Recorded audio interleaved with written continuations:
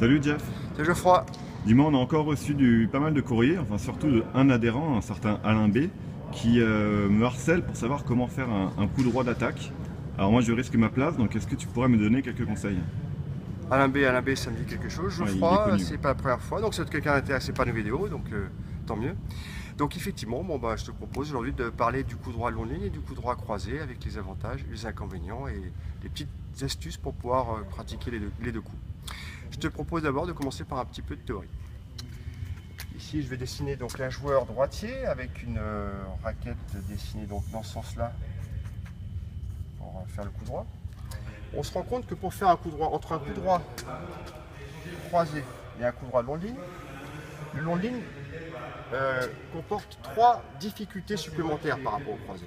La première, c'est que la trajectoire entre un coup droit croisé et un long ligne, on voit que le long ligne a une trajectoire plus courte.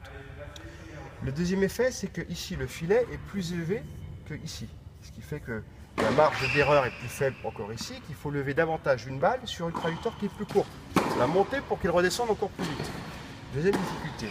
La troisième difficulté, c'est qu'ici, il est beaucoup plus facile de renvoyer une balle avec un tamis perpendiculaire à la balle, donc sur une même trajectoire, que de faire un changement de trajectoire à une balle où l'écart angulaire de la raquette peut conduire la balle à sortir du terrain plus facilement. Ça n'empêche pas de pratiquer ces deux coups. On va voir chacun l'avantage et l'inconvénient.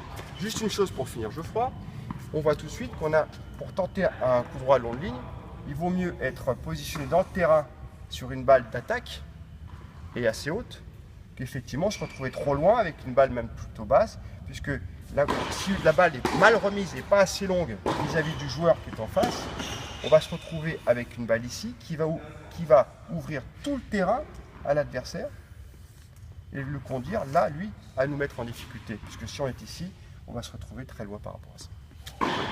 Je te propose maintenant quelques exercices pratiques.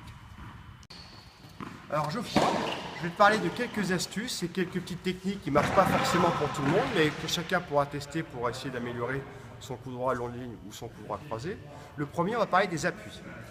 Pour faire un long ligne, il est beaucoup plus facile d'avoir des appuis en ligne, c'est-à-dire de poser ses pieds dans la ligne de frappe avec le pied orienté légèrement vers l'avant, pour ne pas bloquer les hanches. Ce qui fait que quand je vais frapper, j'ai un mouvement linéaire de mon bras qui va pousser la balle dans la direction où elle part et aligner avec mon corps, avec le ligne du pied et la hanche qui passe, bloquée par le pied.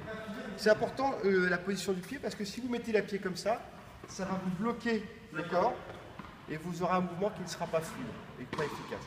Il faut vraiment penser à l'appui en ligne, à poser le pied orienté vers le poteau du filet.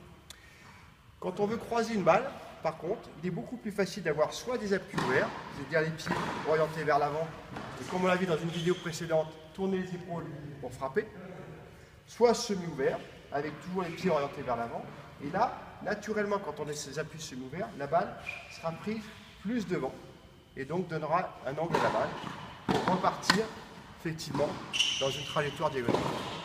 Voilà pour les pieds.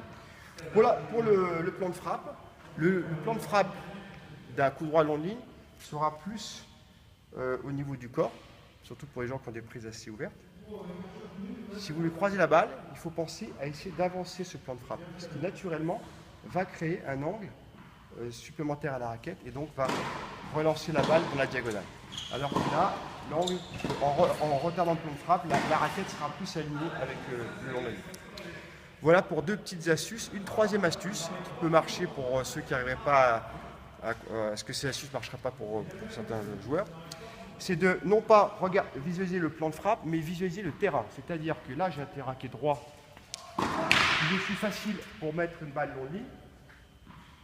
Si je veux mettre la balle en diagonale, je peux visualiser le terrain comme s'il était orienté comme ça. Et à ce moment-là, mon cerveau va orienter naturellement mon tamis de telle façon à frapper un long ligne, mais croisé finalement vis-à-vis du terrain. Voilà. Donc deux approches que j'offre. Dernière chose pour Alain B, peut-être, qui est une prise qu'on peut peut-être imaginer à l'ancienne. C'est peut-être pour ça que son coup droit croisé ne marche pas très bien. Une astuce, c'est qu'effectivement, on frappe avec cette prise ouverte. Quand vous frappez un long de ligne, le tamis est vertical. Maintenant, vous voulez avancer le plan de frappe, le tamis va s'ouvrir. Et donc la balle risque de sortir. Donc souvent, ces joueurs, ce qu'ils font, c'est qu'ils compensent par une fermeture du poignet qui, paradoxalement, va conduire la balle à aller dans le filet. Alors que s'il n'avait pas touché, la balle serait allée vers le haut. Pour compenser, une solution pour eux, ça serait de garder toujours le tamis de la même façon que quand ils sont longs de dos, mais avec une rotation de la hanche supplémentaire.